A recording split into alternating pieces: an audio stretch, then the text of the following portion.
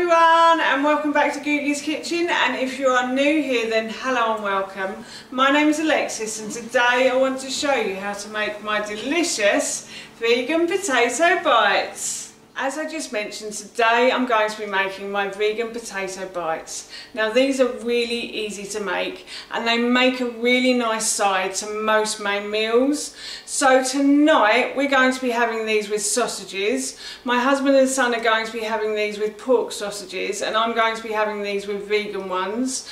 But you could have these with things like homemade baked beans. I have a really nice homemade baked bean recipe which I will link in the description box below for you, and you can also have these with things like omelette. If you're not a vegan, you can have these with things like fish as well. They make a great alternative to chips. They're just really lovely to have as part of a main meal, and I thought while I was making them today I'd share the recipe with you. So here is how to make my vegan potato bites. So the first thing I've done is put a large pan of water onto a high heat, and I'm just going to bring this to the boil now. So my pan of water has started to boil, so what I'm going to do is I'm going to add in some carrots to that, and I'm going to leave those to boil for a few minutes.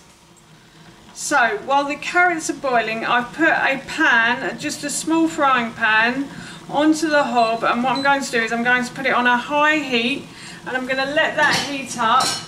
I'm also going to add a little bit of oil to the base of that pan as well.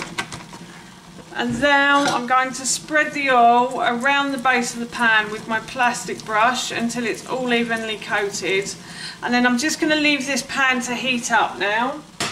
So my frying pan is heating up nicely now, and what I'm going to do is I'm going to add some spring onions to the base of that pan. Going to pull that one, and I'm just going to fry these until they start to soften and become translucent. So these have started to soften beautifully now, and what I'm going to do is I'm going to remove these from the heat and leave them to cool for a while. So I'm just going to turn the heat off, take them off the hob and leave them to cool. So my carrots have been boiling for about 2 minutes, so I'm going to add the potatoes to the water now, and I also forgot to add a bit of salt to the water as well, so I'll just do that now.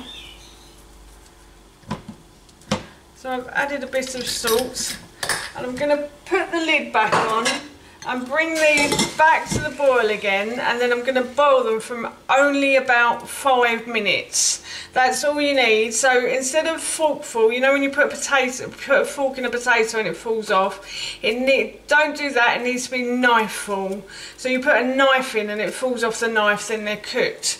They're done. You want them quite hard, so don't leave them any longer than 5 minutes. So as you can see, these potatoes fall off the knife really easily, so that means they're done. And what I'm going to do now is I'm going to drain them through a colander and then leave them to cool. So now I'm going to add the spring onions to the potato and carrots, and what I'm going to do is I'm going to mash those together. Now you don't need any oil for this, but it is pretty tough going on those arms, so it is a good workout for the arms. If you're looking for a workout while you're cooking, then this is a great way to do it. So I'm just going to mash these potatoes and these carrots together, and the spring onions as well, sorry. You want them pretty hard because you want to be able to mould them and then put the flaxseed breadcrumb on the top, or breadcrumbs on the top. So you need them pretty hard.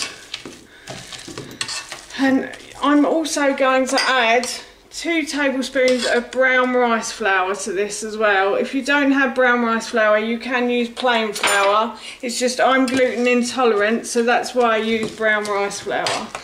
So I'm just going to continue mashing these. I forgot to say at the beginning of this video that you will actually need to use Marius Piper or King Edwards to make this. like a proper roasting potato is better than just like a baking potato. They seem to hold better when you use that type of potato. So yeah, and I have lots of recipes just like this one and lots more on my blog. I've actually reached 800 recipes now, over 800. So there's 800 recipes and probably some lifestyle blogs on my lifestyle posts on my blog as well. So I will link the blog in the description box below for you if you are interested in that. Please go check it out. It's full of lots of fabulous recipes, easy and simple, that the whole family can enjoy as well. So yeah, I'm just going to continue mashing the potatoes now. So in this bowl here, as I mentioned earlier, I've got some ground flaxseed, and I use this as my breadcrumb alternative. You can use breadcrumbs if you want to, wholemeal or white is fine. And then what I'm going to do is I'm just going to add a little bit of dried mixed herb to the ground flaxseed, and I'm going to mix these together. And this just makes it a bit more interesting when you come to eat it. Doesn't taste just like breadcrumbs, it's got a bit more flavour in it. So that's why I'm doing that. And I'm just going to add some salt and pepper to my potatoes as well.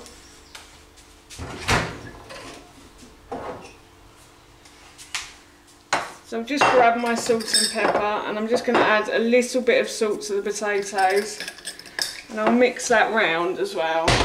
And a little bit of pepper, not much pepper coming out of there, need to fill that up. So I'll just mix that round. And now you can start making your potato bites. So you can make these as big or as small as you want. I'm just going to make them about that size. And then what I'm going to do is I'm going to put them into the ground flaxseed. Just roll them around in it. And then put that onto a spare plate. And it's not exactly dinner time just yet, so I'm probably going to put these into the fridge once I've done them and leave them in the fridge for a couple of hours. Now in the original recipe I don't think I said to do that, but if you want to make them in advance and keep them in the fridge for a day, then you can do. I would suggest only a day though, I wouldn't make these like 2 days in advance or anything like that. So yeah, I'm just going to continue to do this now. So it's nearly dinner time in our house, so I'm just going to preheat the oven to 180 degrees. So I have transferred my potato bites from the fridge to the baking tray, and now what I'm going to do is just drizzle a bit of oil over the top of the potato bites, like so. And then I'm just going to brush the oil onto them. So hopefully they will go a really lovely golden brown colour when they go in the oven. Now I'm using a Pampered Chef baking tray. Pampered Chef are no longer in the UK, so this is like stoneware. So stoneware is great because it absorbs all the badness from the food and just leaves the goodness. But they don't exist in the UK, but I'm sure if you have a look online you'll be able to find something similar. Or you can just use an ordinary baking tray. And just make sure you put oil on the bottom of the tray so they don't stick.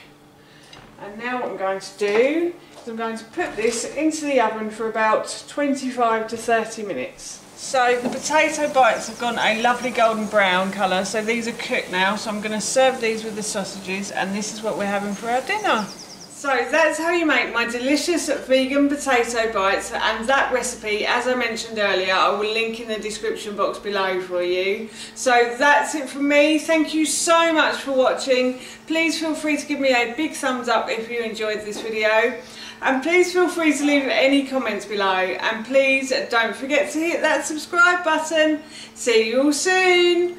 Bye.